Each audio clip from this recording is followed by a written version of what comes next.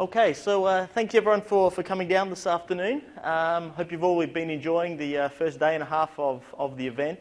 My name's Michael Prischula. I'm from Dell Services and I look after our unified communications and collaboration services worldwide. I've been working with customers deploying Lync, OCS, LCS since about 2003. And I've done so while living in 3 different continents. So I've been there through a lot of the changes and seen a lot of different types of deployments in different types of environments. And I've decided to talk today more specifically about helping organizations that are now looking to deploy Lync. You might have already gone through some sort of pilot, and the ecosystem now of devices is just huge. We've got headsets, we've got handsets, we've got speaker phones, we've got USB phones, and we all would have seen all the hype this week about the Lync room system that seems to be everywhere. So this specific deck that I've put together to go through has a fair bit of content focusing around the latest device of the minute, which is the Lync room system. Looking at some of the pros and the cons from my personal perspective of the product, but also looking at what it is that you're looking to achieve in your environments and what are the right types of devices and the pros and cons of using different ones. We'll then go into a little bit of content about handsets, looking at how do you choose handsets, which is the right, I suppose, view to look at all of the different handsets that are out there. Just as a matter of interest, who attended the Polycom session this morning about choosing the right handset for enterprise voice? 1. Okay, good. Well, I'm not going to cover as much detail as they covered, and to be honest, their view was specifically on their devices, and I'm going to take a little bit more of a vendor agnostic view. I am from Dell, and we do not have a horse in this race, so I think that I can at least be a bit more vendor neutral in my view.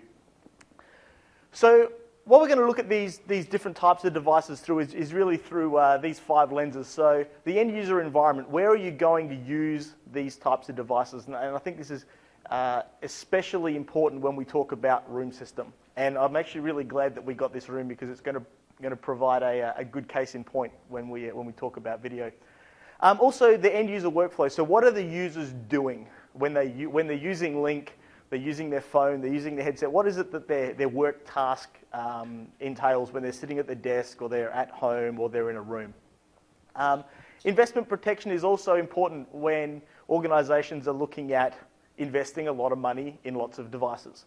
Headsets, yeah, you can buy $30 headsets, but how often are you going to have to replace them? You can buy $300 headsets, but if you buy 50,000 of them or 20,000 of them, that's a big investment. Are you making the right investment? And the same thing with handsets.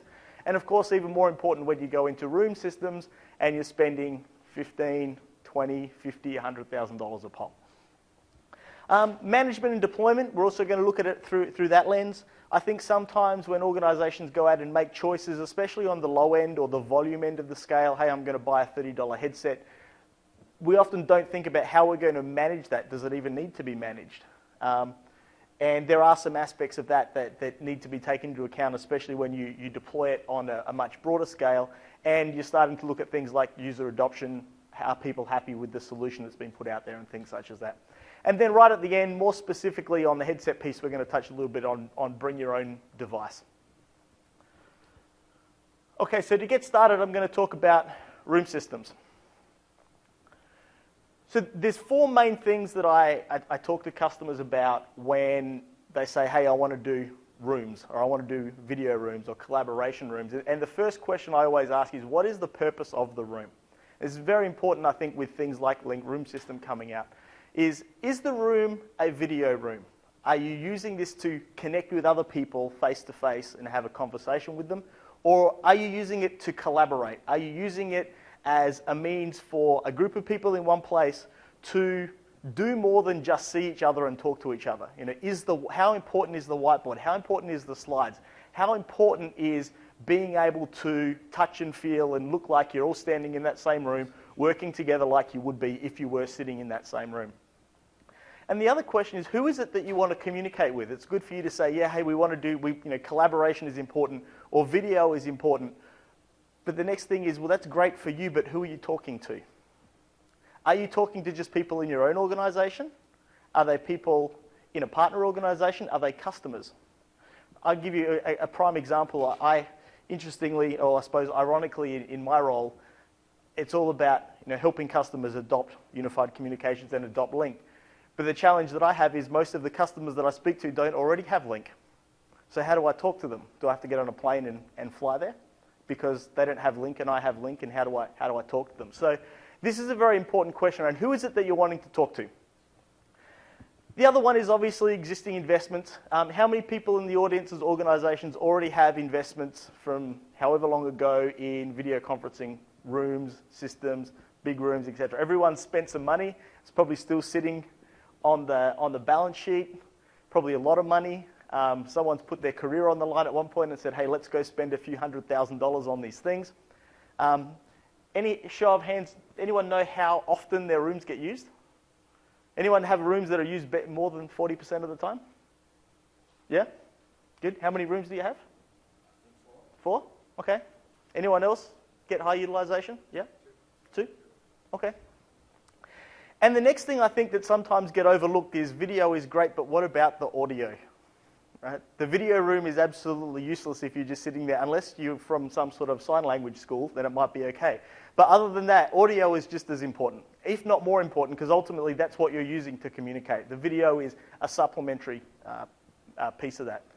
And there's also another piece of it, I think, that people often forget about, which is how big is the room, and is the audio pickup good enough for the people in the room to hear? Right, if you've got a very long boardroom table, for example, it may be okay for the people at the other end of the connection to hear you, but can the guy at the other end of the table hear you, as well as the guy over the phone can? So there's multiple different things to look at. So I try to break this down into what near side and far side considerations. What do you need to think about for your people that are in your site, in your room? And obviously the first one is, what's the type of room? Is it a small square room? Is it a round room? Is it a room configured like this, which would be a terrible, terrible room for some very common forms of any kind of video conferencing, or even collaboration for that point? Or even, is it a theatre style thing? Is it an education type environment where you've got lots of people sitting around that you're in some kind of tiered seating scenario, and you want somebody remotely to join in? So it may be an education type thing. It may be a conference such as this. Does the room have a dedicated purpose, or is it used for something else? Okay. There's some rooms that we build for people. We've been building some recently for a company in the cable TV industry. It's a dedicated room. It's purpose designed to do video conferencing that's rebroadcast in over cable TV. But then other people say, no, this is a room that I want to be able to do something else in. Maybe I want to be able to use it even when I'm not using the video conference. So it has to have some other kind of purpose as well. It has to be able to be repurposed easily. Dimensions and size of the room, I sort of mentioned this about not only from an audio perspective, one person at one end of the room being able to hear the person at the other end of the room, but also from a camera perspective. Can everybody in the room be seen easily? Right? Or is the guy at the end of the table, while he's on the camera on the screen and he's this big and you can't even see him when he's talking? So there's a number of different things there, and obviously the other thing is with audio is the type of microphones. If you're sitting in a boardroom type scenario, everyone's sitting on the table, but if you may be in some sort of lecture type scenario like this, I'm actually having a microphone that's connected, that's pinned to me. So how am I going to get that type of audio into that kind of meeting? So where's the audio coming from? Camera placement is also important. What is it that I'm going to show? What do I want to show the people on the other side? Do I want to show them me? Do I want to show them the person that's speaking? Or do I want to actually also potentially show them something that I've got with me? Depending on the industry, you might have a document that you want to display. You might have an engine part that you've been designing that you want someone to look at. Right? How are you going to also include that type of content into the video display or the feed that you're providing to the remote end? And the last piece is, how long are people going to be in this room for? Are they going to be in there for half an hour, an hour? Or are they going to be in there for a day or 2 days? Right? We have some scenarios where customers run their board meetings in there, and these things can go for a day or 2 days. These guys are sitting in this room for that long, with multiple rooms connected together. So there's some of the near side considerations. The other piece is the far side consideration, as we call it. So who is it that you're talking to? You're great, you're in your nice room, it's comfortable, you've got all the stuff that you want, you've got your whiteboard, you've got your camera, you've got your, your little thing to show the stuff that's on the desk. But who is it that you're talking to on the other side? Where are they? And what is it that you're trying to show to them?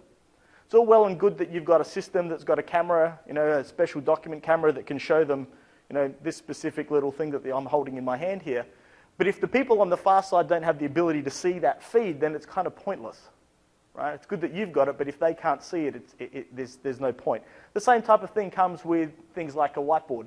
If you've got a whiteboard that you can draw on, but they can't see the content on the whiteboard because they're using some other kind of system, maybe they're on a tablet, maybe they're using not Lync, for example, like as happens in a lot of my customer scenarios. I have to think about what technology I'm using in my room to make sure that the people at the other end can see what it is that I'm sending to them. And obviously, where are these people? Are they in a plane? Are they in an office? Are they in another room? Are they on a tablet? Are they on an iPhone or a Windows phone? Having a great room that has this massive big video feed and I'm doing whiteboarding and the guy that I'm speaking to is looking at this on a little 5-inch screen isn't really much use to him or myself. So again, thinking about the people that you're going to be using to talk to. So you've probably seen this image this week already 100 times, if not more. This is the home screen of the Lync Room system. Has anyone been to the Lync Room, the Lync Room system immersion thing upstairs yet this week? One? Anybody? Two? Anybody else? No? Anyone not seen the Lync Room system yet? At least in a demo or something. Everyone knows what it is? Everyone's familiar with it? Okay, good. Then job number one for Microsoft from the conference has been completed. So it is a Microsoft reference design. You'll probably see that every one that you looked at looks almost exactly the same, except there's maybe some little bit of different hardware and whatnot. But it is the Microsoft reference design. For those of you that are very familiar or know of, some of the phones that we'll talk about later, the optimized for Lync phones, again, same scenario. Microsoft designs the software, they design the interface, they give it to some vendors, and the vendors build hardware around that. Okay. Now these products I had the luxury of having one of these at my house for about 3 months over the November, December, January time period. Got to become pretty intimate with the product. And some of the things that I took away from it is these are great products, and I've got a number of customers that we're working with at the moment for room-to-room connections. All right, so I've got one room in one place, another room in another place, and we want to work together exactly the same way as if we were on the same whiteboard, sharing content. They're great. Okay, really great for collaboration. And they're also obviously great for people that aren't in the office, whether it's remote employees or people on the road. For me to be able to draw something on a screen and those people to be able to see what I'm talking about. There's only sometimes so much that you can show in a PowerPoint. You want to talk to someone, I want to show them an org chart.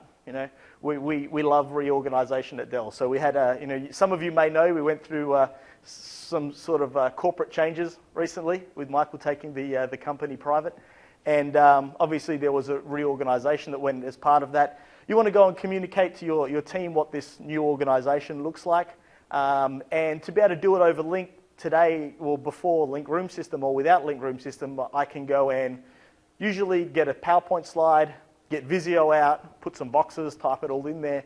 But if I have a Lync Room System, I can walk into the room, connect my team to that system or to that conference, and I can just draw it on a whiteboard in about 3 minutes. Right? So saves a lot of time. It's easier to do. We can then annotate it and draw it and say, no, this guy here, he's going to go over here. It's a lot easier, simpler for me to get that information out without having to build it into some sort of formal kind of presentation to present. Yes, you can in Lync today go in with your tablet PC or your mouse on a Lync whiteboard and draw it on your PC, but it's not as nice as being able to actually get on a screen and draw it out with some big real estate. The other really cool thing that I like about Lync Room System is that it can be used as an offline whiteboard. So you don't have to be in a conference to use all the whiteboarding features and be able to send the images to people and all this kind of stuff. So you can use it in a multi-purpose room that doesn't have to be used for a conference. You can walk in there, press the start whiteboard button, and go have at it. It's the same as if you had a smart display in your room or a Microsoft Perceptive Pixel display on the wall in that room without Lync Room System connected. So it is really great for that. You know, the one-touch join, you would have heard all about it. You know, you walk up to the screen, you touch the big tile that's on there, and all the magic happens. Fantastic. And it's obviously got that familiar Lync interface. We're all very familiar with it. We're all very familiar with the whole Windows 8 boxes and squares and different colors. It's familiar, and I'm not sure, I haven't seen anybody on the floor, but there was a release that was just put out, an update for the software in the last couple of weeks, that now there's 3 different color schemes, so it's not just the blue and white. There's a couple of different ones that they've added in there. Now, one of I think the limitations that I've seen so far with Lync Room System is that it does require you to have a Lync MCU to connect to, whether that's a Lync 2013 conference server or an Office 365 connection. It won't run point to point. You have to have a bridge of some sort, okay? And it has to be a 2013 system. So if you're still on 2010, you're going to need to put a 2013 server in place or have an Office 365 environment for you to be able to start to take advantage of it. Now, for some smaller organizations, not so much of a problem. You know, you're in IT, you can go in there, you can get a conference server up and leave all your people on 2010, create the accounts over there, and you're good to go. Some bigger, more complex environments, you know, just putting that one first server in there requires an act of God, someone to, you know, the president to sign off on you changing the environment. It's a 9-month change process and you don't get your Lync Room System in there. So that's one of the requirements that the product has that I see as being, I suppose, a restriction in some point. It's obviously going to go away in time when everybody's on 2013, but today it can be a hurdle for some people. So the next question is, if all of these room systems are made by Microsoft or they're designed by Microsoft, and at the moment we now have 3 vendors in the market, okay, Crestron and Smart have been there from the start, and Polycom came out last week at Team Polycom and announced the CX8000. Which room system do I choose? Because you're saying, Michael, you're telling me they're all the same, but obviously they've got some differentiators. So I've taken some time to try and understand the differentiators between all of these guys and sort of summarize them for you here. So for me, I've found one of the biggest strengths of the Crestron product, okay, is Crestron have had I suppose, been in the unique position to be able to have the technology to innovate on top of the reference architecture that Microsoft has given them, right? For those of you that don't know Crestron, they're the world leader in room automation technology. So all of these lights and blinds and things that go up and down, they're the guys that make the technology that controls all of that. And they've embedded that into the Lync Room System to allow you to not only control the Lync Room System, but also extend the Lync Room System interface and control anything else that happens to be in that room. So whether it's the lights, it's the TV, you can also plug a cable box or some other kind of input in, and you can control all of that from the LRS control panel that sits on the desk. They have a special little button on the side. You push it, it goes into what they call Crestron mode, and then you can control and connect it to any Crestron control system on the planet. Okay? So it's allowed them to sort of step a little bit outside of the standard, this is what the LRS product does. It comes in a couple of different models straight from Crestron. It comes with 2 65-inch Samsung LED displays that are touch sensitive, or they have what they call their displayless option, which allows you to buy the LRS unit without any panels, and then you can go and buy your favorite Microsoft PPI screens, either 55 inches or 82 inches, depending on how big you want them to go, or maybe you want a 55 and an 82 or whatever. It gives you some capability to customize. Okay. So that's I suppose, my view on where Crestron has its strengths. The Smart product, again, it was one of the launch partners with the LRS product. Some of the things that I've come to like about their product is I think that they have a superior camera technology on their product today. They have a wider field of view, and while that may seem to be not so much of an issue, one of the challenges that I've always found with LRS is that that environment, it draws you to want to go and work on the board. And if you think about it, you've got a camera that's sitting on top of the screen, you walk up to the board, you start drawing on it, it's very hard for the person at the remote end to see you.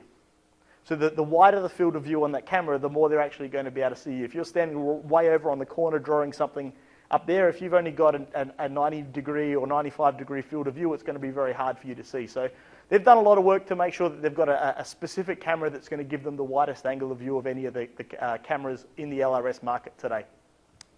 The other benefit that you get with Smart is obviously you get smartboard technology, right? These guys have been the leader in this space for a number of years.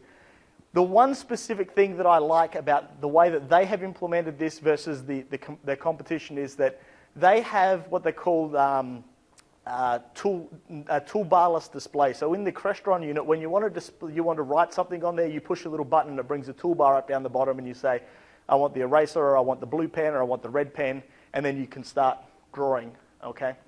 The Smart system comes with some pens, which there's pros and cons to, but the thing that I like the most is that it allows you, they've got some technology in the displays that when you want to erase something, for example, you don't have to go and push a button and say, hey, I want the eraser. You can just use your fist on the screen and wipe it off. Okay. I think that's pretty cool. I think it saves a lot of time and it makes the environment a lot easier to work in from an end user perspective.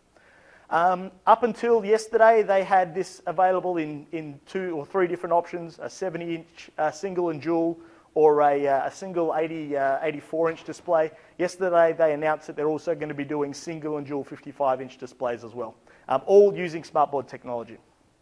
Okay, and of course, both those systems are on show next door. So the latest entrant to the market, these guys have always been slated as going to have a product. They finally announced one last week. The Polycom product is based on, it's not even based on, let me just rephrase that, it is the Crestron RL product. Okay. The only difference with the Polycom one is they are selling the Crestron product with 2 different camera options. So you can have the camera option that normally comes on the Crestron unit, okay, which is actually an OEM'd Logitech web camera, okay, or you can use the CX5100 camera, which is the new replacement for the old round table. Okay, so it's got the 360-degree field of, or 360-degree camera with the speakerphone built in. So they're selling that unit branded as the CX8000 in both of those configurations, and Polycom is selling them completely displayless. So you bring your own display. So you can choose what displays you want from who you want when you buy the system from Polycom, and you connect it up. So it gives you a little bit more flexibility. You may want the Crestron technology maybe with a smartboard, okay, because you like the smart technology. You can mix and match a little bit more than you can with the rest. The other ones are selling them as pre-skewed, pre-bundled solutions. So that's LRS. As I said, great tool from my perspective for collaboration. Okay, there is nothing out there that is easier to allow you to walk into a room, get a bunch of remote people or people in another room, pick up a pen, start drawing on a whiteboard, talking to each other, collaborating to each other. But I have some different views when it comes to video. When you want a video room, when speaking face-to-face to people is the primary thing that you want to do. For me, I still believe that some of the traditional video products, even in a Lync environment, are going to give you a superior video experience. Okay? And I'm going to specifically call out the Polycom Group Series. This is the latest addition to the Polycom family. It's been out for about 18 months now. And they've been doing some really cool stuff when it comes to Lync. These devices are actually certified as Lync endpoints as well. So these devices give you the greatest flexibility when it comes to cameras and inputs. Okay? You can put up to, on the highest end Group Series box, you can put up to 4 different cameras, okay, consecutively on these devices and switch between them. So if you're in a room this big, for example, I can put a camera up the back, I can put a camera here, I can put one down the other end, and I could switch through them as I'm on that call and wanting to show people different views of the room, okay? We also have the capability to put pan tilt zoom cameras on there that have the ability to track who's speaking in the room, zoom in on their face, zoom out when someone else talks. We get all of that kind of video technology that we don't have that innovation today in the Lync room system market. Okay. The other thing is obviously you get to choose whatever displays you want. You don't get the touch displays. You can just get basic displays, but you can get them as big as you want, right? You want 84-inch 4K displays. You want, a 32-inch display because it's going to go into a very small room. Go for it. You buy them for $1,000, less than that. You stick them on whatever you want, and off you go. One of the other cool things that I can't remember whether they have it on display over there or not, and this is a new function that they've built in just recently, So one thing that they talk about with Lync Room System is, hey, you can get the video gallery, okay? The Lync video gallery of the five most active speakers in the room. Polycom has built that also into the group series, so you can do gallery view with their product using the Lync MCU. So you've got the five, you still get your 5 speakers from the Lync room.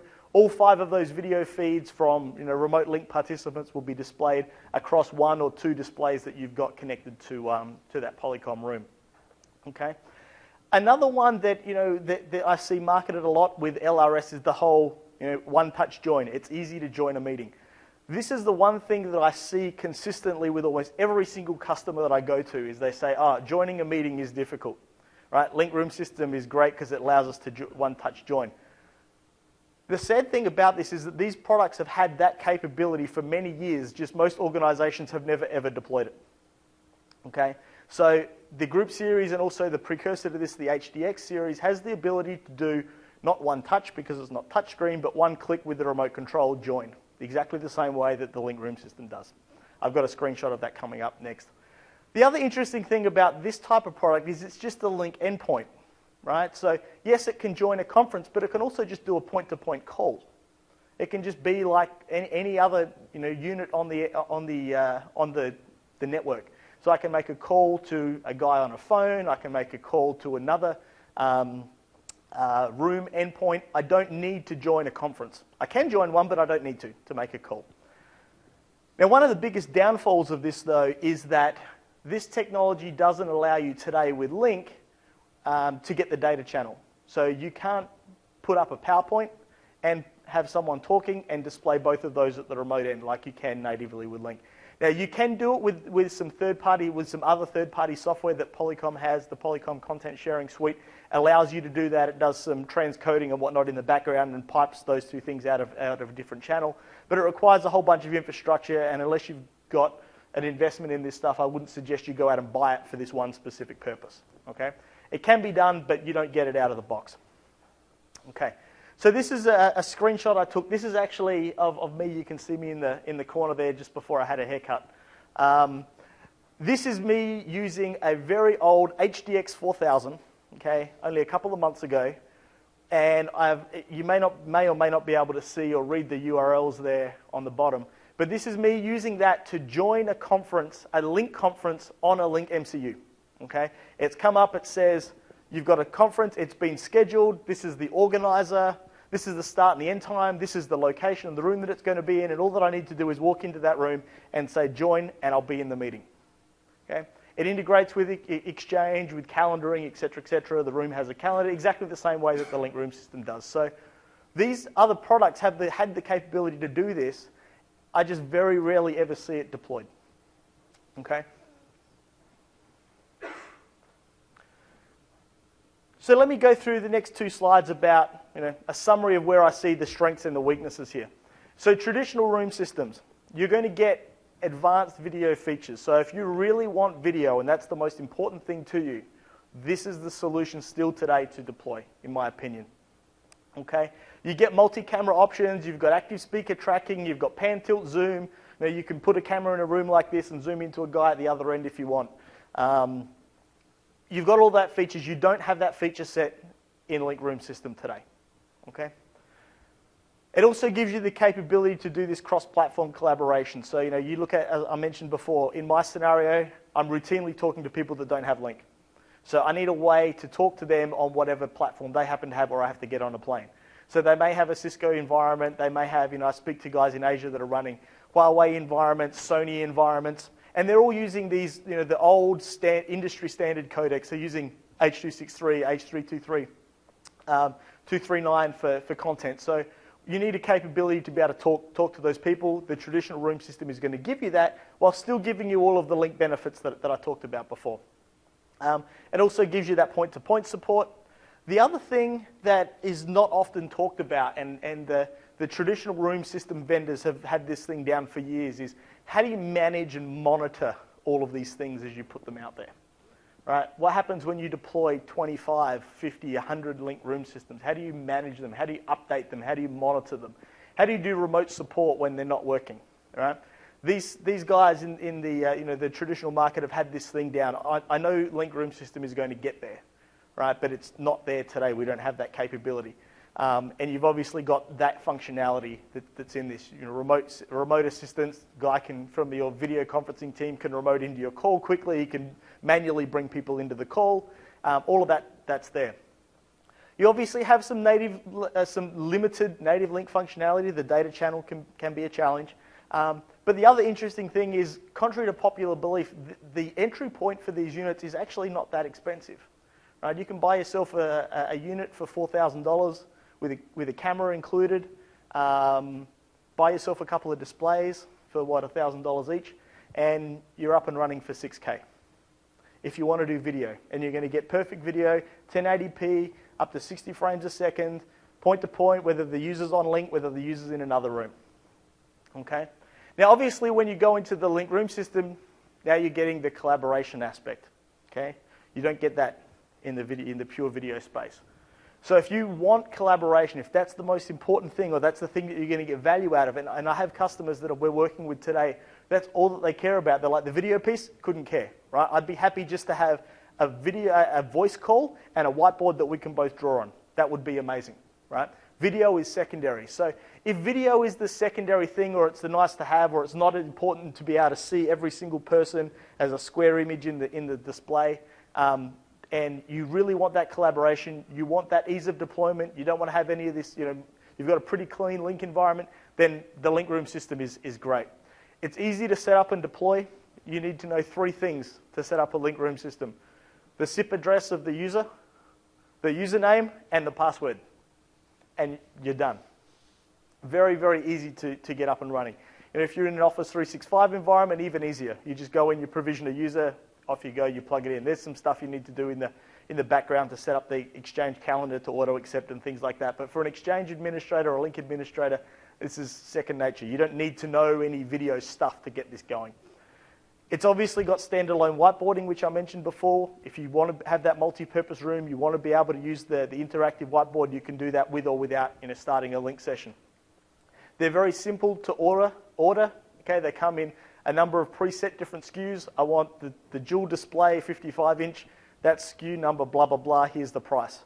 You get into some of the stuff with the traditional room system, and just which camera do you want, which codec do you want, what options do you want installed, and it becomes, you kind of need to know what you're doing. The beginning price here is around about $14K for the displayless option. The option with display normally starts at about just under $20K. Okay, these are all RRP, MSRP pricing. So let me move on to the next thing. Cameras, panoramic cameras. We've all seen, and I mentioned quickly just before, the CX5100. I call it the round table reinvented. It's USB, one of them, but they've also now developed a standalone voice over IP phone, which is the 5500. It's the one up in the top right-hand corner here that has the looks like a little iPhone attached to the bottom of it.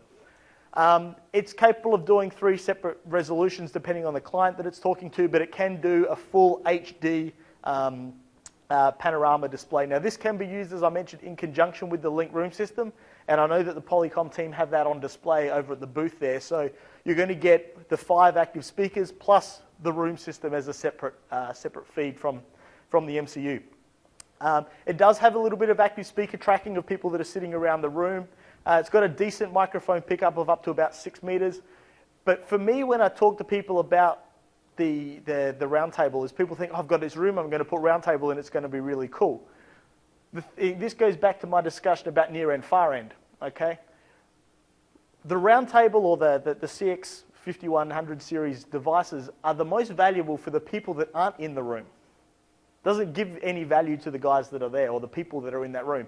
It's more value to the people on the remote end, because then they can see all of the people that are in the room that you're in. So you need to think about that of who is it, again, who is it that I'm speaking to, and will they get value and will they be able to see that? If the people that you're speaking to are on an iPad or they're on some kind of remote device or they're not on a Lync device, this device being on the near side is not going to give you all that much value. Okay, so again, who is it that you're speaking to? There's a couple of what I call semi-portable solutions out there. These are mainly being led by Logitech. This one here, the 950, has been out for a couple of years now. It's good for a small room. It does have a pan, tilt, zoom functionality, so you can actually control it. And there are some guys out there that have built some plugins for Lync if you're on the corporate network, so not if you're going remotely. You have the capability to remotely control it from your Lync client, which is pretty cool. It is certified for Lync and Skype, and those things start at about $250. Okay. One of the downfalls I find with this is that while it looks really cool there, to move it around, it comes out into about 5 different pieces, and you have to kind of juggle them all as you're moving them. And it's not, I don't think, sturdy enough to maintain it in a room, on a permanent basis. But it is a cool kind of camera. It's got the thing to lift it up so it's at eye level to people. Great for like HR people that are interviewing, for example, or you want to set up some kind of kiosk. Really cool device. And this one here, the CC3000E, has only been announced a couple of weeks ago. This is for a medium-sized room. They've tried to make this a little bit more like a room system. It's got a pan-tilt-zoom camera that looks a little bit like a Polycom or a Tandberg camera. Again, it's plug-and-play. It has pan-tilt-zoom. They have done something really cool and built a far-end camera control app for this that plugs into Lync and uses the Lync data channel to send the remote camera control. So you don't need to be on the same network. It'll go through edge server, et cetera, remotely, so you can remotely control the camera that you're speaking to at the other end. So it's pretty cool, pretty innovative. This thing works with Skype, Lync, and any Cisco environment, so it's a multi-environment type of camera. It starts at about $1,000. One thing that I've found with this, looking at it and working with it, is that it's been designed for a room, but it's all USB connected. So each of these devices, and there's 5 of them that come in this pack, are all connected via a proprietary cable that's about 16 feet long. So it's a little bit cumbersome to move into a room yourself, but it's not necessarily been designed to affix into a room permanently. So again, it's new to the market. I'm going to be watching to see what the uptake is and how people start to use this thing, but definitely at a price point worth looking at. Okay. So room audio. So if we're not talking about video, we just want audio. Everyone's probably familiar with the CX3000. This device has been around for a number of years now. It is IP only. It does run Lync Phone Edition, so it's optimized for Lync, runs the Microsoft written and controlled operating system. It has about a 12-foot, or for those of you not from the US, 4-meter microphone pickup, and it does have extension mics that come with it. Okay. This is probably the best device out there that if you're in a Lync environment, you're pure Lync, you don't need to talk to anything else, and you're happy to buy new devices, this is the one to go for. Now, Polycom also has what they call their Duo device, their SoundStation Duo. This is an IP and analog device. So if you've got rooms that need to have analog connection for some reason, you can connect it to analog. It does register to pretty much any other PBX out there, and it runs Polycom's operating system on there, or Polycom's firmware. But it is also certified to connect to Lync. It is a certified Lync device, and you can register it to Lync, and you can use the analog connection if you need to. Okay? So some of you may find that you may already have these in your environment because they're being used today with Broadsoft, or they're being used with Cisco or Avaya or Nortel or whatever you've got. They can be repurposed, and they can be used with Lync.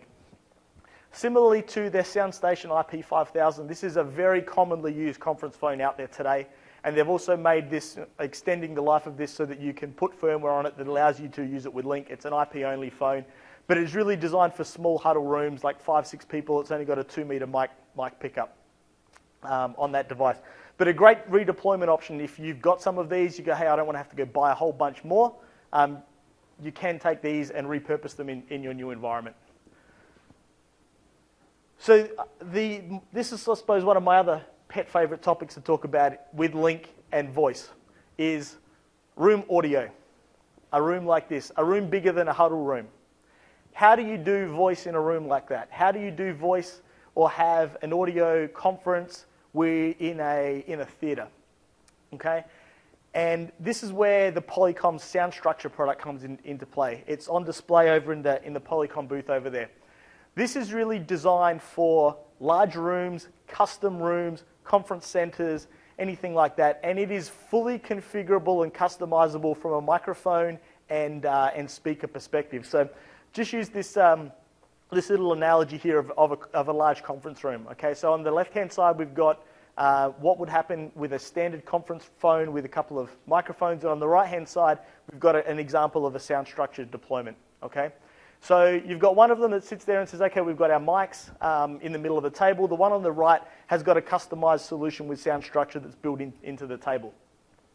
So this is where you would generally get the realm of voice pickup in that room. So the people that are at the far end of the room on the left probably aren't going to get heard very well by the people on the far end of the phone. In the sound structure example, we've got the capability to completely cover that room with very good and consistent audio pickup. And the same thing comes from broadcast back out again, okay? So with this specific environment, we can also configure not only the broadcast of the people that are on the far end of the phone, but we can also configure the rebroadcast of the people that are in the room.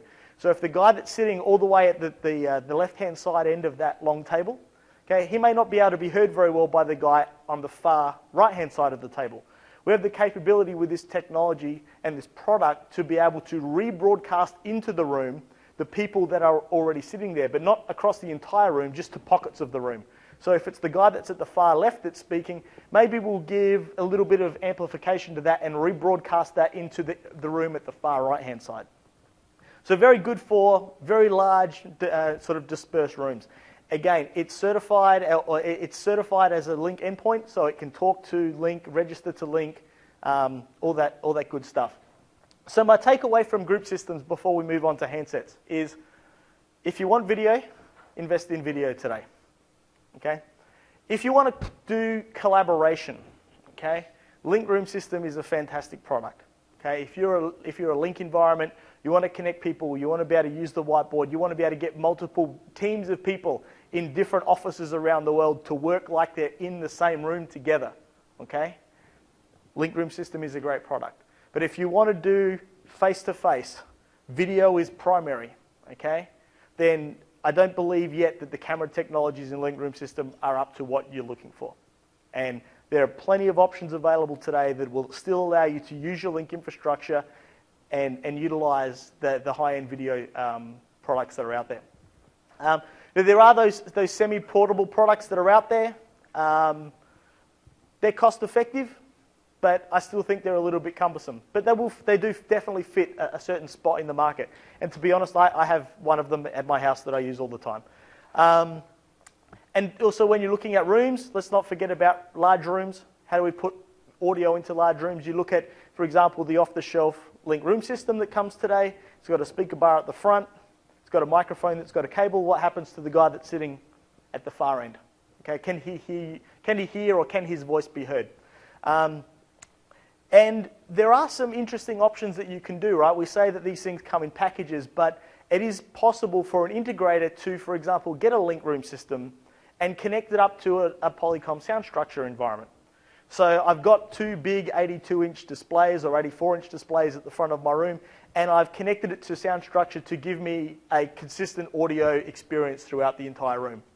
And this is just a picture of one example of what could be done. Multiple screens in different spots in the room, consistent audio throughout, and everybody in the room and on the far end gets the same experience. So that's where I'm going to leave rooms. I'm going to move on to handsets, onto something a little bit more, I suppose, stuff that's been around a bit longer. I like to break this down into the types of users that are in the environment, okay? And think about the types of user profiles that are out there. Think about investment protection, interoperation. For those of you that are at the Polycom session, you would have heard about the VVX and how it can register to multiple different types of things. There's many other products as well, and I'll talk about that in a minute. The other thing I think that's important, given how new Lync is roadmap. Where is the product that you're investing in going? What is it going to be able to do next year and the year after? And as Microsoft build more and more functions into Lync, where is your hard-earned dollars or your company's hard-earned dollars that they're going to generally, for a decent-sized deployment, you're talking about millions of dollars you're going to spend on handsets here if you give everyone a handset.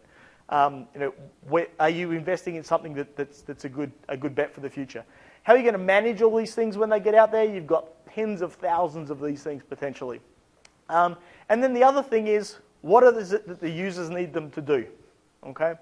And in the traditional telephony environment, there's lots of special things that have been around for many, many years that some people are wedded to and they want to continue to use, and other people, they don't care so much. So this is a list of commonly requested features that we get. Boss admin, better together. I'm going to go through these a little bit more in a bit. Multi-line, paging, survivability, call park, Ethernet switching, cameras, the ability to extend them with APIs, program them, do stuff with them. And sometimes people think it's very important for the type of display. They say, oh, my executive has to have an 8-inch display that's touch and color. I don't know why they need it, but apparently they do. So these are things that we commonly see get asked for by organizations.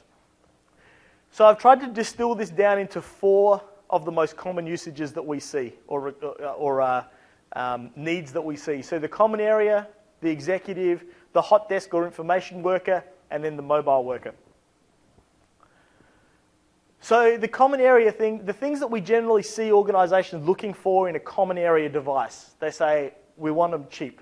We want them low cost. They're going to be in areas that people might steal them. People are hardly going to use them. They might be used, picked up 3 times a day for 30 seconds to say, hey, I'm at the elevator. Can you come and get me? People aren't going to spend a lot of time on them. So they want them to be basic. They want them to be low cost.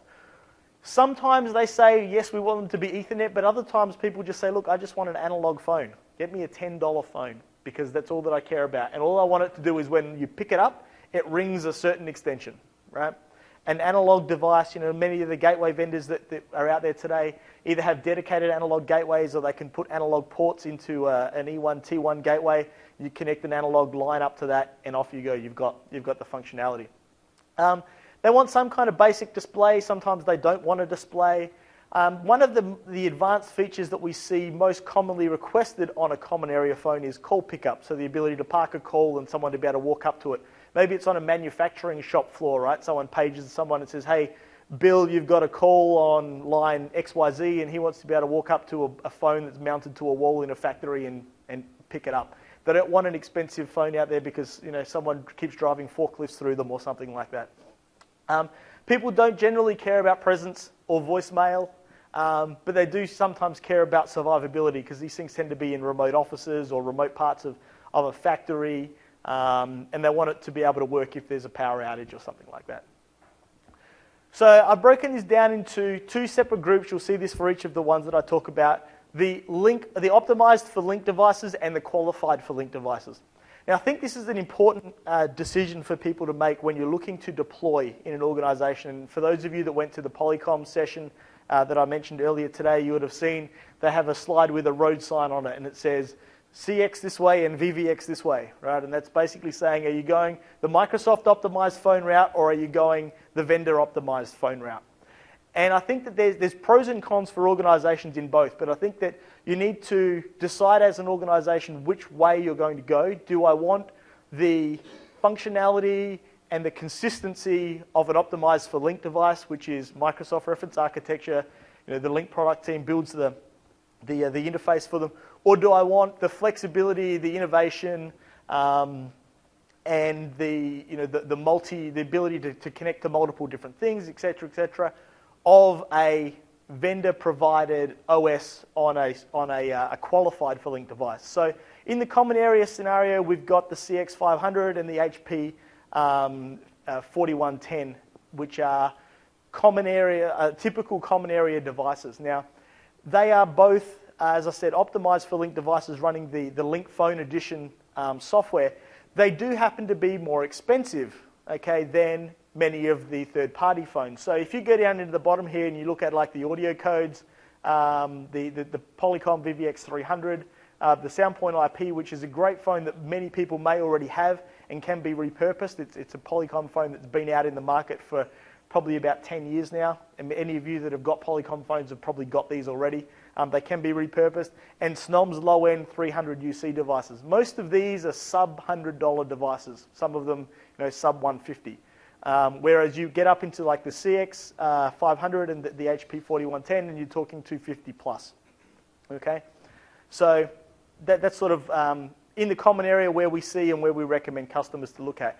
One thing I do recommend though is that as you're deploying these things, is you find a vendor that you like the product line with and you stick to it. It makes management, support, monitoring, all these kind of things a whole lot easier. So from an executive perspective, these ones we tend to see not as many deployed, but more important than anyone else because these are the guys that are paying for the thing and everyone wants them to have nice shiny toys. So presence in voicemail is important, and better together is very important. Is anyone unfamiliar with better together? Unfamiliar with better together? Unfamiliar with better together? Okay, another one. That's fine. So better together is Microsoft's term that they use for what is it that you get and how integrated is the phone device with the software on the PC, all right? So can I be talking on, let's say, for example, I'm on a Lync call, and I do this all the time. I've got my headset on. I'm talking to my headset that's plugged into the USB port on my PC, and I decide that I now want to take and transfer that call to my phone, okay? It's tethered together either via a USB connection or now via an Ethernet connection, and from my Lync client, I can say, make that go on my phone, and the audio will just start coming out of my phone. It's not a new phone call, it's not transfer, it's literally moving it from one to the other. And I can do the same in the other direction. My phone can ring, I can pick it up. This is my power over Ethernet, voice over IP phone. I can be sitting there talking on it, and I can say on my Lync client on my PC, I want to transfer that to my headset, or I want to add video to that service or to that call. Okay. The audio will be on my handset, the video will be on my PC. It's all considered to be one thing, okay?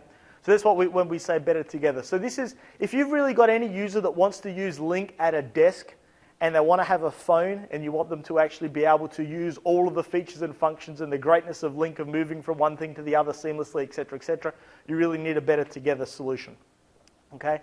Boss admin is normally very important in this type of device. The ability for them to have somebody else answer their phone for them, be a proxy for them, transfer calls to them, page them, etc., etc. Speakerphone is generally very important. Headset, also the ability to either have a headset plugged into that physical phone, or, of course, in the better together scenario, that headset can just be connected into the PC. We generally see them asked for with large displays, touch, especially in an environment where you're going in to replace, or you may have had a Cisco environment before. They have these very nice large phones with large touch screens that are color, and people like to give their executives these nice big shiny things. And we also see quite often people asking for cameras in them as well. Can I have this as a video phone? And there are products out there that will allow that to happen. So in this space, I really see there being two products that sort of generally fit this market, okay, today. If you're going down the optimized for Lync path, the CX600, okay? If you're looking at other products in the market or third-party products, the the VVX600 from Polycom, which allows you to put a camera attachment onto the top of it as well, so it can become a video phone, okay? The optimized for Lync device does better together over USB. The qualified for Lync device with Polycom does better together over Ethernet, okay? So what about for the hotel or information worker? And this is the vast majority of the devices that you will deploy from a phone perspective. This is for either your people that are in and out of the office, or your just everyday worker that's sitting there at their desk doing work. So the most common features, presence in voicemail, directory lookup. Ethernet switch is becoming an interesting one. It's not an end user feature, but facilities organizations like it because they say, hey, we need less networking, we need to run less cables to the desktop, etc., etc. So that does become an important feature that people look for when they're deploying this, and something that you should look at as well, right? The capability to have some sort of display. Obviously, if you're into that optimized for Lync line, you're looking for can people's photos come up? Can I see the calendar? And you obviously need something to be able to see that stuff. The ability to integrate headsets. We also see paging somewhat often, right? The ability to dial a number or push something and page for somebody in the organization, have the audio come out of the handsets on the desktop across a certain group of phones or different part of the organization. Calendar integration, speakerphone hands-free, the size of the display. Sometimes boss admin, but not all the time. Depending on how much your executives like their admins, they'll either say we want to give the admin the same phone as the executive, or sometimes they'll say no, they don't have to have something as flashy as mine. Let's give them something else. And call park is we see quite a bit. For anyone that's deploying hoteling environments, better together is really key for this, right? Because this also gives you the ability to plonk your laptop down or sit down, log onto the machine and have the device that's connected to it automatically take over your persona. So you don't need to sit there and type in your extension and your PIN number to log in. You don't need to put your credentials in. It will just automatically assume your persona, okay? A valuable thing from I know I used to work in an environment that we used to have an Avaya system deployed, and I'd go and sit down at a desk.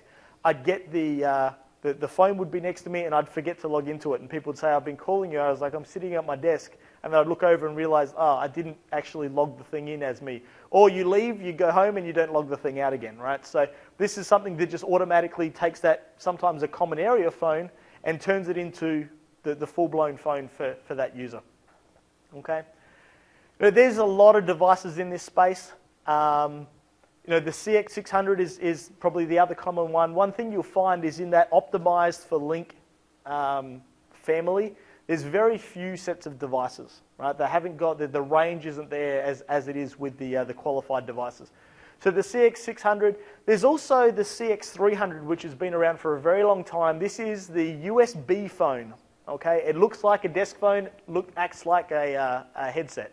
Okay, it's a cheap device. It's sub 150, I think, or definitely sub 200, but it may even be cheaper than that now. For organisations that say our people have to have a phone, they're not going to be able to function if they don't have a device with a handset, and more importantly, buttons that they can dial. This is a great device. It's cheap. You can deploy it. If you don't use it again in 18 months or 12 months, then you haven't invested $500 in a phone that no one uses anymore. But it does only work when it's plugged in. It's not Ethernet connected, so the user has to be logged in on their PC to be able to use the thing. It's exactly the same as using a headset. HP also has another voice over IP Ethernet connected phone in this space, the 4120. From a qualified for Lync perspective, there's a lot more options. Polycom have got 3 main phones in the VVX family in this space, the 500, the 400, and the 300, depending on whether you want touch, you want color, you want black and white. But it does meet, these phones all do meet the requirements that these users generally have. And Snom has a 720, which is a new phone that's just recently been released that fits this mold pretty well, and they have that over there on the stand. In the mobile space, there's really only one go-to device, okay, and it's the SpectraLink 6400 series. Now, this is a device that you can get as a DECT or a Wi-Fi, depending on whether you've got DECT deployed in your environment. And in Europe, it's very common to have very large DECT deployments, especially in organisations that have had mobile devices. Hospitals, for example, have very, very widespread DECT deployment, and having the ability to have an actual mobile phone that works, or not a cell phone, but a portable phone that someone can carry around with them on the shop floor becomes very important. So the 6400, for those of you that don't know, SpectraLink used to be owned by Polycom. They spun it off about 18 months ago. But one of the interesting things is the code base that they run on the phone, on the SpectraLink phone, is a recent branch of the software that they run on the VVX handsets. So it's a common code base, it's managed in the same way, and they also share a lot of functionality. For example, the way that the VVX does paging is the same way that the SpectraLink does paging. So you can do paging from a VVX handset across to a SpectraLink handset in exactly the same way. So there is some cool stuff there. It is designed to be it's not designed to walk down the street with and use, it's designed to be used within the confines of a corporate network. Now, on top of that, you also have, if you're looking for external mobility, you obviously have the maturity of the Lync client on all the different devices that you saw in the keynote yesterday, right? They're all valid mobile endpoints that you can use for Lync. But I really wanted to talk today about specifically built for purpose mobile phones that would sit in the corporate environment. And as I said today, the SpectraLink is really the key there. Now, some of the other vendors, Polycom is, and I know Snom has got one as well, have now developed a Wi-Fi add-on for their desk phones. So let's say, for example, you had to set up, like we've got today, we have this, the gentleman sitting over here in the corner at this desk, he's setting up a temporary desk, he needs a phone. There may not be an Ethernet jack or a phone jack, or we can't run something out there.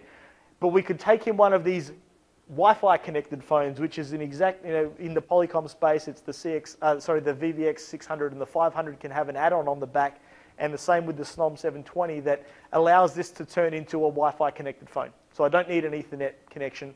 I plug it into the power, and off we go. So there are those other Wi-Fi type devices that are available.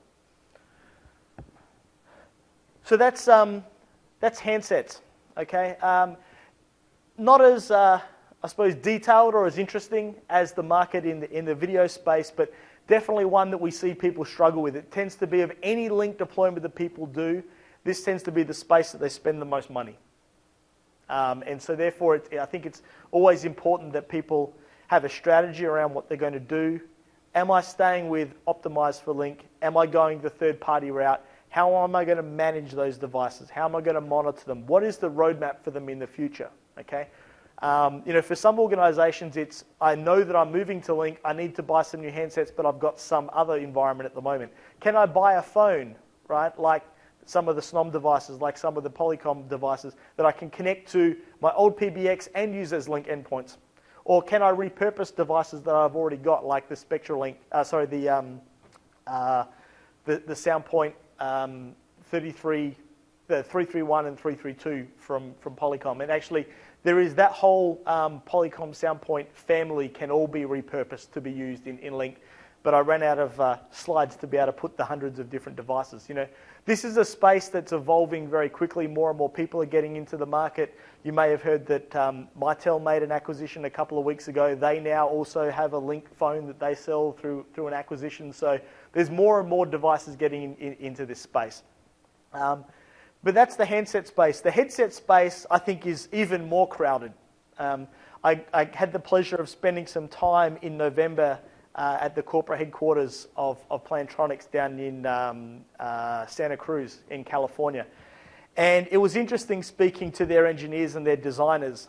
They took me into their lab and showed me they bought one of these new 3D printer things that they can make a headset come up out of nowhere based on a design which I thought was really cool. And they said to me, we bought this thing not long ago. I can't remember whether it was 6 months or 12 months, but it wasn't very long ago.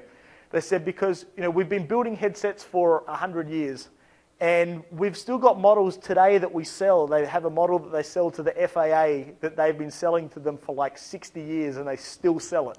It's the only device that's been certified for air traffic controllers to use. And they said, but what we're starting to see now with wearable technology, and technology becoming cool, and people wanting to have the latest this and that and this latest gadget, is that they're having to develop products a lot more faster, in a lot more rapid pace, right? Retailers are putting this stuff on the shelf and they're coming to them saying, well, hey, Christmas is around the corner. What new product are you going to have to put on the shelf? And they're having to make these things faster. What that's turning into is we've got more and more and more and more and more devices that are coming out, okay? And given that the headset stuff is, relatively small, you're not spending $500 or $600 on these things. You can buy them anywhere from $20 for a USB connected corded thing to a decent, wireless one for maybe $100, $150. So there's so many devices out there, and they all do a great job at being a headset, right? It's a pretty basic function. But when I talk to customers about headsets, these are the things that I generally like to look at them with. Price is obviously a key consideration to some organizations, but I don't suggest that it be the primary consideration, because if it was, everybody would go out there and buy a $20 USB headset and then say, this is fantastic. All right, I've just saved a whole bunch of money. But the experience of the users is generally going to be hampered with a device like that. It's good for some situations, but not for all of them. The other one comes down to, people say, well, I need it to be wireless, I need to be able to walk around, I don't want to be, cabled to the seat. Then there's a couple of different considerations. Bluetooth is great, but it doesn't have the distance of something like DECT. And then how long does the battery last in these things? I know that I have a saying that I have on my desk. I have the redundant array of independent headsets on my desk. I have a Jabra wireless DECT device. I have a Plantronics DECT device. And just as a backup, I also have a corded USB one, because some days you're on the phone for that long that the battery runs out and you just have to swap from one to the other, and you don't have a chance to charge up the battery. So, battery life is important, and also monitoring battery life, right? These things don't last forever. After a couple of years, how do you know that a battery needs to be replaced? When do you replace a battery? So how the battery life is and how to know when to replace batteries can be key in that scenario. Some people like controls. Do I want to be able to control the call? Do I want to be able to do it on my phone, on my cable? Or am I happy to sit at my PC and do it? So the more advanced that you get, the more money that you're going to spend. Comfort is also important for many people. Do I want a single headphone, dual headphones around the back of my head, over the top of my head? Do I want to be able to use it with my cell phone? Do I want it to hang off my ear? These things are very, very personal to many people, right? And can be tricky when there's so many different solutions out there for you to choose from, right? It's very hard for an organization to say, we're going to buy 5,000 of those and 200 of those, and that's going to do for everybody, because you'll probably get about 40% of them used by people, okay? And again, management comes into this too. After you deploy that many devices, how are you going to manage them? And people sometimes say, well, what do you need to manage headsets for? They just send them out there and off they go. But especially with wireless headsets, as I said, things like battery life. How do you know that a battery isn't charging as well as it used to? How do you know when it's time to replace them? Okay. How do you know if there's something wrong with the headset? Right? Maybe it's got a broken boom, or the audio's scratchy. Maybe the user doesn't have the right headset for the environment. Right? Maybe they've got a basic headset that costs $20 and they're working in a call center environment, and there's all this noise and feedback and things like that. There are tools out there that come from some of these vendors in this space that allows you to report on that kind of thing and gather that information. So don't take a headset for being a headset that you plug in and it just does one thing. You would have seen in the demo the other day the stuff that that Plantronics is doing with contextual awareness with these types of things, right? The ability to know when I picked it up, when I put it down.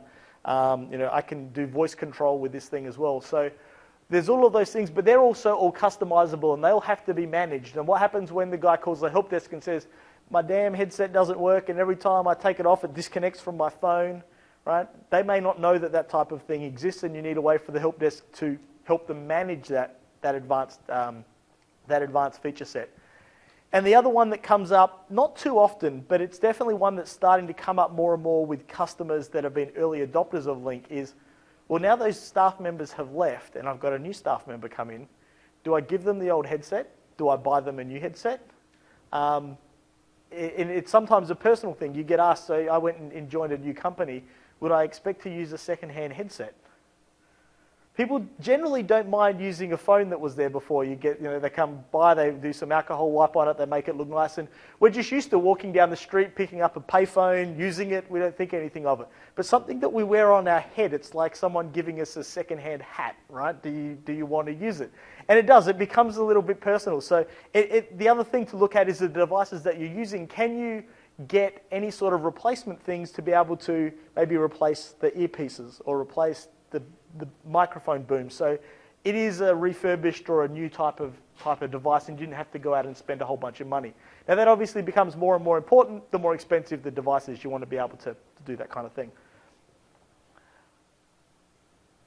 So I mentioned that headsets are becoming very personal, and the other thing that I see, or opportunity I see for organizations is this an opportunity for bring your own device, bring your own headset?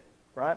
I worked with one organization a couple of years ago now that had a very unique view on how they were going to deploy headsets. And granted, this was a very large organization, many hundreds of thousands of employees, and some places that had very large campuses. And they said what they were going to do for the deployment of headsets was they were going to put vending machines in the campus kiosk, in the campus cafeteria. And people could go up and choose from whatever they had stocked with 10 different types of headsets, and they just swipe their corporate card through the machine, and they'd get whatever headset they wanted. It was completely up to the user. If they knew that their manager was going to reimburse the $300 it was for the decked special, blah, blah, blah, blah, blah, they were free to use it. Okay? They'd chosen the family of devices, they'd standardized on them, but they left it completely up to the user as to which one they wanted to use. and use the vending machine as a way to distribute it to on those large campuses. It also helped with replacing the devices. Hey, someone broke their device or whatever, they didn't have to put in an order, they didn't have to go to IT, they could just go and get this thing replaced, okay? It also helped with this whole fashion thing that's in now. You would have seen at CES, and there's even an actual event, I think it was here in Vegas a couple of months ago, the Wearable Technology Conference, right? It's all about nanotechnology and whatnot, but they're becoming a fashion symbol of sorts, right? The new watch that talks to your phone and all this kind of thing. So is this really an opportunity for you to turn this into a BYOD thing? It's not a phone by any means, but it's definitely a corporate device that you use in the office, but you may also use at home. I use this on my cell phone. I also use this on Skype when I'm talking to my parents. So it has more value to me than just a work tool. Even if it is a corded headset, a $30 corded headset or a $50 corded headset, if it comes in a case, I'm more likely to take it home with me, put it in my bag, take it home, use it with Skype, use it with whatever I want to do. So I think there's opportunities to, shift that cost potentially to employees and say, hey, you can use whatever you want, right? As long as it's from this family that we know that we can manage and monitor, and you choose a vendor that you're going to work with, and say you can get anything that you want from this space and we'll support it, but it's on you guys to bring.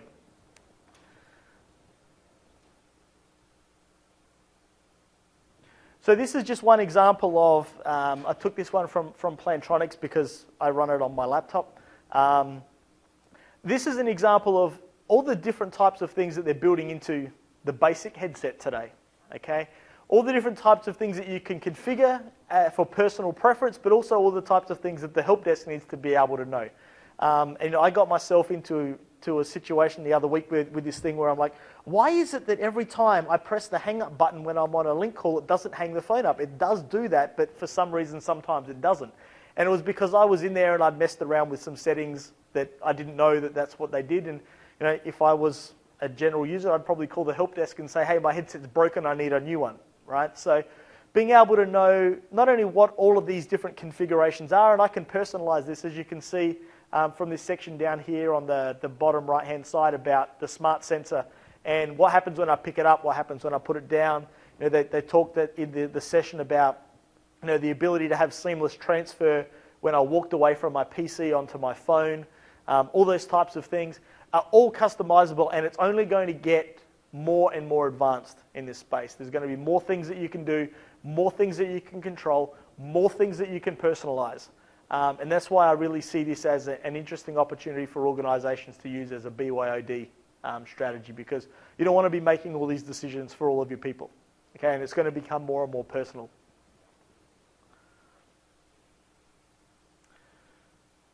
So I've got a couple of minutes here just to close out. I've got one slide of takeaways for you. As I said, this ecosystem is expanding every day.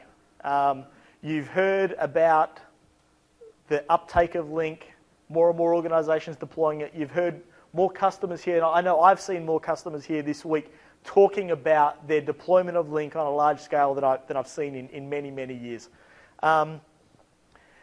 So there's all of these devices, and there's going to be more and more and more as people start to get into this. So I think it's very important for you to understand your users and understand how they work, what do they do, the types of environments that they're in, whether it be in a room, whether it be at the desk, whether it be as they're walking around on some sort of mobile device.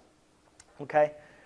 And as I said in the video thing, but it's just as important in the headset and the handset space, is understand what not only the people that are using this, but understand who they're talking to and the types of environments that they're going to be in. Okay? If it's video, are they going to be able to see the things that you want to show them? Are they going to be able to take advantage of the stuff that you've got on the screen? Are they going to be able to hear you properly because you've got a cheap headset and you're in a noisy environment and it doesn't do very good echo cancellation or noise cancellation? I think it's very important, given there's all of these different products in the environment, I think it's very important to standardize on as few vendors as you can. Every time we work with any of our customers, we always try and narrow the number of vendors down that we have in any one environment. It helps you from a purchasing perspective. It helps you from a maintenance perspective. It helps you from a management perspective. that you've got the capability to use one family of devices and they're common across the environment. What you don't want to get into is saying, well, hey, I've got this management server for my SNOM devices and this management server for my Polycom VVX environment, and I've got the Lync update service for my CX phones, and then I've got something else for this other third-party device that I've got somewhere. That just becomes a nightmare. You may, optimize the amount of money that you've spent on each individual purchase, but overall it's going to cost you more. So find a family of phones. Maybe you like the simplicity and the robustness of the optimized for Lync devices. Okay, you're not going to get the most innovative roadmap, but you're going to get a really good Lync endpoint that you can manage natively out of Lync. Great, go for it. Many organizations are standardizing on it. But if you want more devices, more choice, there may be something like the VVX phones or the SNOM devices that have a lot more flexibility in it are the right ones for you. So try them before you buy them. Look at not only the functionality from an end user perspective, but also from an IT management perspective. What does it take to update the firmware? What does it take to update and install new features? How often are new features coming out, and what do you need to do to get them onto those devices? The people in this ecosystem, the vendors, are generally very generous. They're more than happy to come out and get you guys devices to try in your environments, show you how they can be used and how users can benefit from them. So that's my takeaway. I've got the red light up here, and I've got about 56 seconds left. So I do have some Skype giveaways for people with questions. But I want to thank you all for coming, and I will take this gentleman's question over here. And I'm going to ask you, sir, I'm sorry if you can use the microphone, because I believe they're recording this. So, Thanks. I have a specific question about headsets. I was talking to a couple of vendors, and everybody seems to think it's a terrible idea to have a Lync optimized headset that would be earbuds and a hanging microphone. I don't think there's any in the market right now. Can you give me any feedback on that? It seems it's popular for cellular phones and many other areas, so I'm confused as to why it can't work with Lync. Yeah, it is. I think it's and here, that's a good question. You can call somebody for 400 minutes. There you go. It's sometimes you feel like being the guy that says, "Here, phone somebody else," right? I'll give you some money now. No, I think it's an interesting product in the mobile sense, but I don't know how it would necessarily work with a fixed desk, right? We're seeing more and more people that are saying, "Hey, when I'm on a desk, I actually don't want to be tied to it," right? If I'm on a cell phone, different story, because I want to stick the cell phone in my pocket. So I haven't seen the demand for it, and I think it's just maybe over time it will, as the younger generation comes in and say, "Hey, I want to stick the earbuds in my ear," but no, I know that they could do it, but I don't think I've even seen the demand for it. So, anyone else? Phone a friend? I don't know this many people to call, so you're going to have to. Anything? Thoughts? Comments? I see you've been itching to ask a question the whole time. I talked for too long and you forgot what it was, wasn't it? Yeah, thanks. So question was, in the Polycom discussion, they talked about the distinction between the VVX and the CX series, ended up with the boss assistant distinction. Mm-hmm. You didn't really call that out that much, but it sounded like if you wanted to have a boss, have the assistant see the boss's line and hand off, and they're used to using the phone only and not a headset, yes, then you're in a mixed environment. If you want to do CX everywhere, you get to the boss, and then you got to go VVX? Yeah, there's comment on that? Yes, you do. That's true. That's one of the areas that the Lync Phone Edition here you can call somebody to. There is definitely one piece of innovation that they've brought, right? So Microsoft's traditional answer to that was, well, that user uses the software client on the PC, and then they can do all that fancy stuff. But in the traditional telecoms world, you're right. These people that have maybe been admins for many years, they use the phone, they want to continue to use the phone. And that's one of the benefits that you get out of using the certified devices, is that you get a lot more innovation at a lot more rapid pace. They may bring that into the CX. I mean, they haven't done it for many, many years. I don't see them doing it. It's not there's a product in the market that's going to do it. So yes, if you're looking for that today, the third-party devices and like the VVX phones is really the way to go.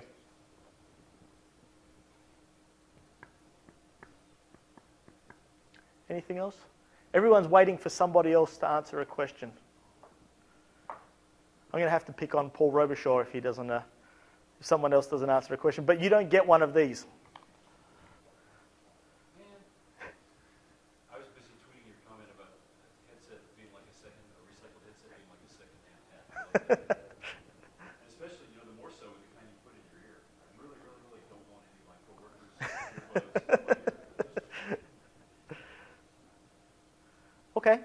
Well, look, I'm going to be over at the Dell booth for the next 15 or 20 minutes. If something else comes to mind, please feel free to come over. I have a Lync room system over there as well, so if you want to dive down into it a little bit deeper and I'll give you the non-marketing review of the product, I'd be happy to do that. And I do have some more Skype giveaways. Now, I do have to ask you, because I got told we got lectured on this this afternoon, that there is a party tonight. If you haven't got your wristband like me, please go and get it. There is the hands-on labs, there is the LRS units. There is some time left, I think, tomorrow that may have some space left. But please also do your evaluations. They're very important for us. They're very important for Microsoft. They're very important for me. I hope that you found the session valuable. And as I said, be more than happy to discuss or have any more side conversations with you afterwards. So thank you very much for your time.